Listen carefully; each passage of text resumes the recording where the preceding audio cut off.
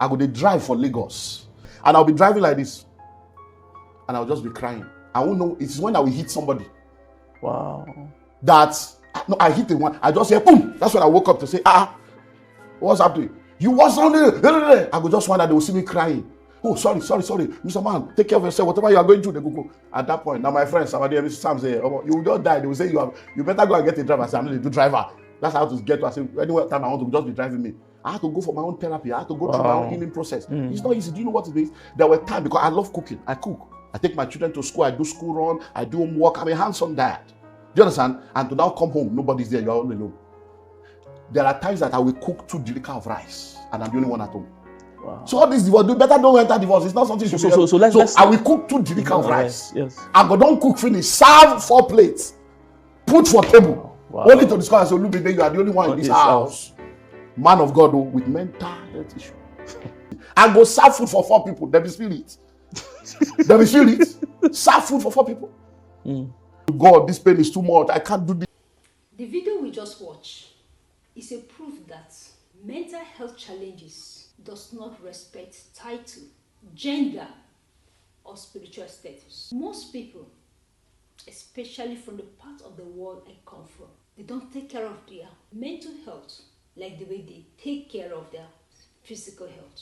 What they don't know is when the mind is sick, even the strongest body cannot carry you far. But when your mind is healthy and sound, even if you are on a wheelchair, you can still achieve success. A sick mind can stop you even before you start. Hello everyone, my name is Ruth. I am a registered mental health nurse in the UK, and today I want to talk to you about something that can affect all of us, and that is poor mental health. In today's discussion, we shall explore the impact of poor mental health and why it is so important to look after our emotional and psychological well-being. Since we are all familiar with physical health, I want to begin by sharing a true life story of what I witnessed while I was working in one of the general hospitals in my home country. It was a very sad story that I find it difficult to forget. It was during the COVID lockdown. Our country economy was collapsing. People were losing their jobs. Families were barely surviving. One afternoon, a woman rushed in to the hospital with her 9-year-old son. The boy was pale. He was weak and barely breathing. Before we could finish all the blood tests and other investigations, the boy died. I have witnessed so many deaths, but that boy's death felt so different because his death was something that was preventable. He had been battling with high body temperature, headache, loss of appetite, and other malaria symptoms for weeks. The test results confirmed that it was severe malaria. Instead of taking him to the hospital, where he could have been properly treated by qualified medical doctors, decided to take him to one of the medicine stores, which was being managed by untrained staff, just to spend less money. At the medicine store, they only gave the boy medications that would take care of the symptoms, but not to treat the main cause of the illness. At the time the boy was brought to us, the malaria parasites had already destroyed his red blood cells, which led to severe malaria, organ damage, and eventually death. The money the mother never wanted to spend initially, she eventually spent it, but when it was too late. Malaria at its early stage is an illness that can be easily treated with just few tablets that don't cost lots of money. I remember standing in the corner of one of the hospital wards, thinking if only she had taken action early, if only the warning signs were taken seriously, the story would definitely have been a different one. Just as it is with physical health, the same applies to mental health. Once poor mental health sets in, if not properly managed, it can eventually lead to mental illness. I need to clarify this. Poor mental health is different from mental illness. The video we watch at the beginning is poor mental health because the man could still drive and go about his usual business. People suffering from poor mental health still go about their usual life routines. They can still drive. They can still do business. They can still take care of themselves and their families. They can go to work. They can cook. They can go to places of worship and do a lot of things that they usually do before. You can only notice the difference when you move closer to them. It is when you move closer to them, you begin to notice that something about their emotions, personality, thoughts, reactions to life and decision making now differs from what you used to know about them. It tends to shift towards the negative. For instance, someone who used to be an extrovert, very lively and love associating, suddenly becomes suspicious, withdrawn, and just wants to keep to himself. It's a sign that something had gone wrong somewhere.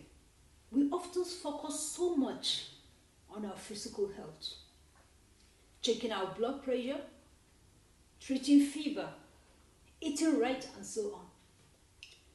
But when it comes to our minds, that part of us that makes decisions, feel emotions, handles pressure, defines how we react to life, and can even determine the quality of our physical health, often neglected.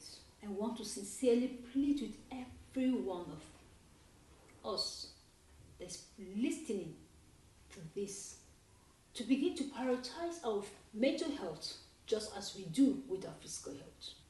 Before I conclude today's discussion, let me share a few real-life stories that highlights the consequences of neglecting our mental health. One is the sad story of a highly successful cardiologist who was based in the USA. He was a 36-year-old Nigerian-American cardiologist who, before the age of 36, had achieved what many of his age mates could only dream of. Before the age of 36, he already had a successful medical career, a beautiful family, financial security, and widespread respect. But when family conflicts set in, followed by divorce, it caused complex interplay of personal, legal, and financial challenges. This eventually led to his untimely death on the 26th of January this year, 2025, when he killed himself with a gun. The second story happened during the peak of the COVID-19 pandemic, when we had the story of a very wealthy man who lost his entire family to the virus. Despite all his riches, the overwhelming grief and loneliness led to depression that made him jump over a high building and died. The third story is a tragic story of a mother of two. I read her story from one of the newspapers in my home country. The marriage of her husband to his second wife triggered a fit of rage and despair that affected her mentally, and she used a wounding pistol to beat her two beautiful children to death. All these individuals had something in common: unaddressed mental health challenges that spiral out of control. If only they had received the right support, signs of poor mental health, perhaps their stories would have ended differently. Some of you listening to me right now may be battling with addictions you deeply regretted, addictions that began after a heartbreak, a painful loss, failure, betrayal, or a difficult life season. What at first seemed like a coping mechanism has now become a burden that you can't seem to break free from. I encourage you today, don't wait until things fall apart. Prioritize your mental health. Speak up. Seek help. Healing is possible, especially when managed at the initial stage. We have come to the end of today's talk. We shall continue this conversation in the next video. In the next video, I will be talking about the signs and symptoms of mental health challenges and how best to prevent and manage them before they reach the breaking point. I urge you to start taking care of your mind because your mental health matters. Thanks for listening. Please, if you have found value in today's video, like, share, and subscribe. Bye. See you in the next video.